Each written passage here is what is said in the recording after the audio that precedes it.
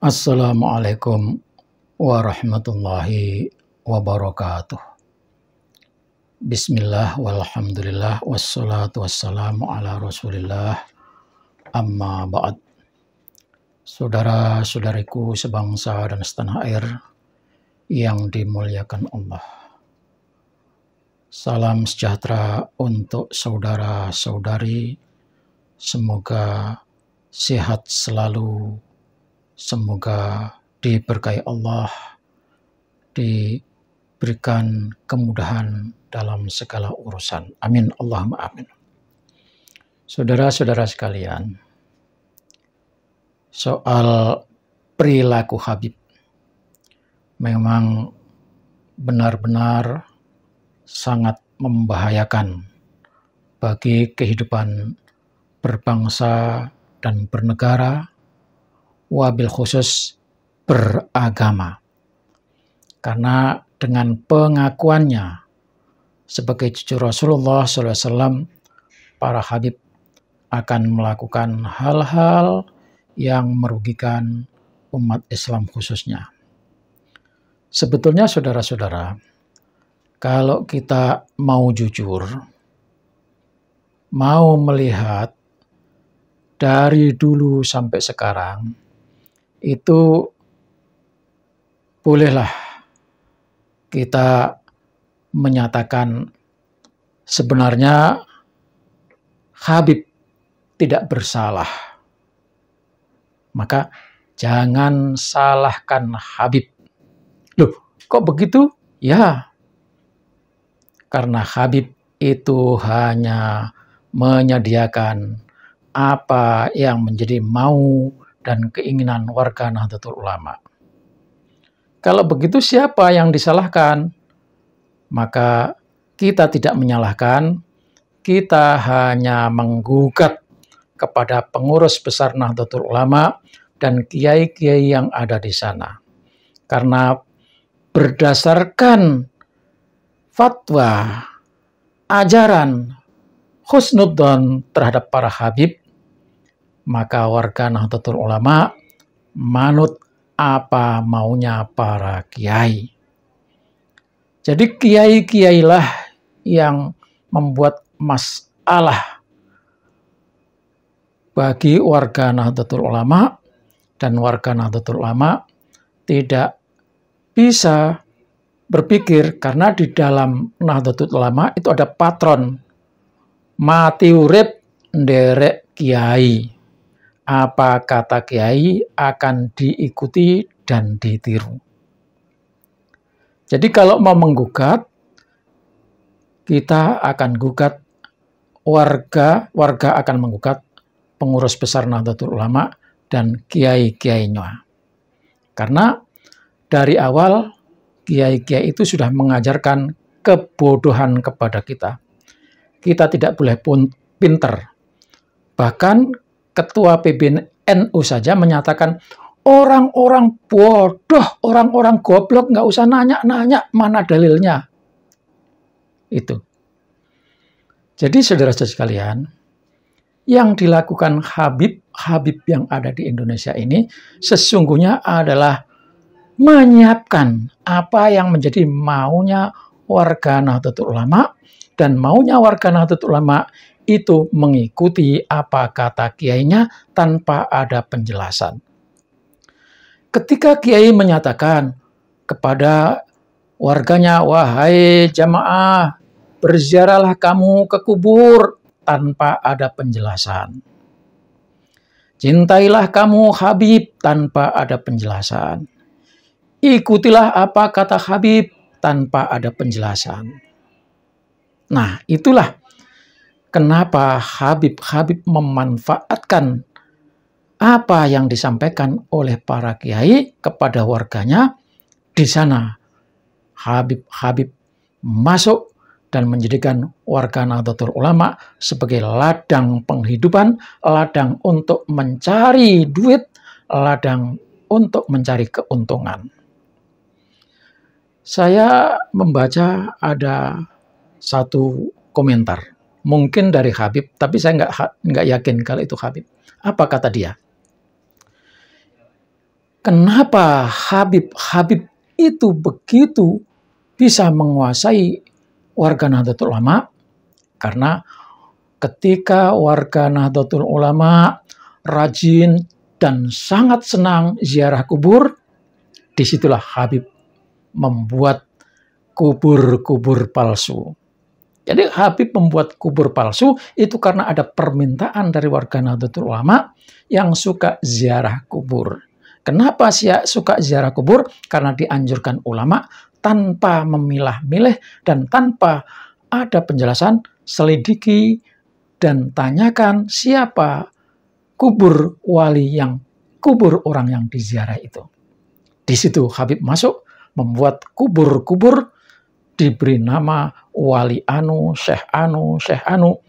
Banyaklah kubur-kubur palsu itu, dan ini adalah ladang untuk mendapatkan keuntungan yang besar. Warga Nahdlatul Ulama itu suka sholawatan.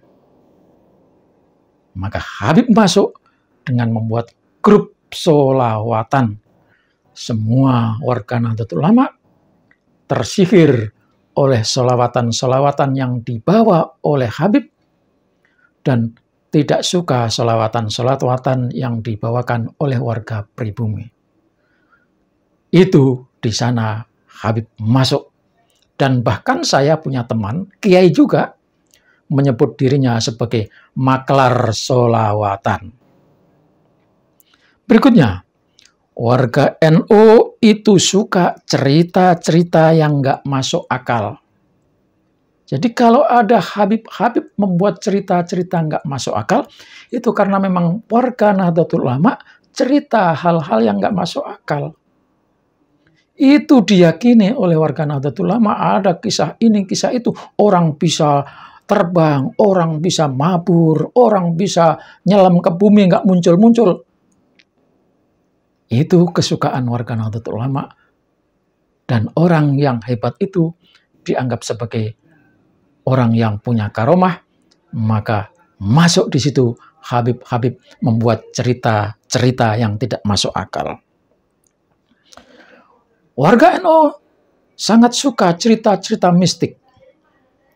Ada jin di sana, ada jin di situ, ada raja jin yang menguasai dunia.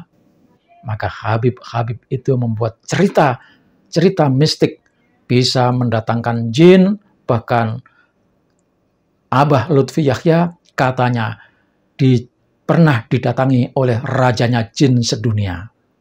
Nah, cerita-cerita itu karena memang disukai oleh warga Nahdlatul Ulama. Maka di situ Habib membuat cerita-cerita mistik yang aneh-aneh itu. Warga NU punya kepercayaan makanan sisa wali itu penuh berkah. Maka Habib masuk ngaku-ngaku sebagai wali Allah, dan di situ warga Nahdlatul Ulama berebut sisa makanan Habib. Makanan bekas jigongnya jadi rebutan. Air mineral diludahi Habib jadi rebutan. Pakaian bekas Habib dijual mahal juga jadi rebutan. Kemudian warga NU punya kepercayaan kalau orang yang bertampang Arab itu adalah keturunan Rasulullah. Maka orang-orang yang bertampang Arab atau mirip-mirip datang ke Indonesia ngaku-ngaku sebagai Habib, diterima oleh warga Nahdlatul Ulama. Ada lagi kesukaan warga NU. Entah ini karena doktrin, entah karena ini kemalasan. Banyak warga NU yang punya masalah soal rezeki, lalu mencari solusi datang ke orang-orang pinter, datang ke orang-orang yang dianggap punya kelebihan. Permasalahan apa saja? Soal jodoh, soal rezeki yang seret, soal pekerjaan.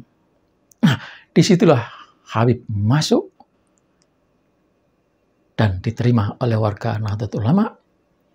Maka orang-orang NU datang meminta kepada para Habib itu, dan karena Habib itu adalah diperlukan, maka Habib membuat persyaratan, harus memberikan syarat ini, harus memberikan sapi, harus memberikan uang, bahkan harus memberikan seorang wanita. Ada yang model kayak gitu katanya.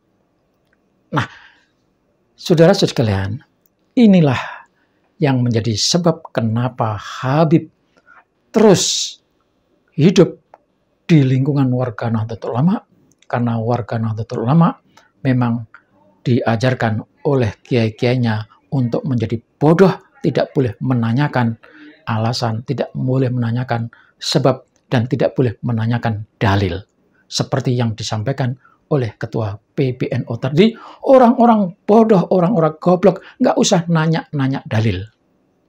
Maka dari kenyataan ini, saya secara pribadi, kalau misalnya Habib itu mengambil keuntungan dari warga Nahdlatul Ulama, itu karena semata-mata ada pasaran. Ada yang memerlukan, maka Habib memberikan. Padahal sesungguhnya semuanya itu adalah tipu-tipu. Tetapi karena warga NU percaya, ya jadilah. Dan disitulah kekuatan keyakinan itu. Jadi kepada teman-teman saya, mari kita sadar, sesungguhnya hal-hal yang buruk yang dilakukan oleh Habib itu bukan semata-mata karena kesalahan Habib, tetapi kesalahan terbesar adalah kiai-kiai PBNU dan kiai-kiai yang mengajarkan cinta membabi buta kepada para Habib. Nah, sekarang saatnya kita sudah sadar, hilangkan semuanya itu. Kita sudah hidup di era baru, semua informasi bisa kita telusuri kebenarannya. Wassalamualaikum warahmatullahi wabarakatuh.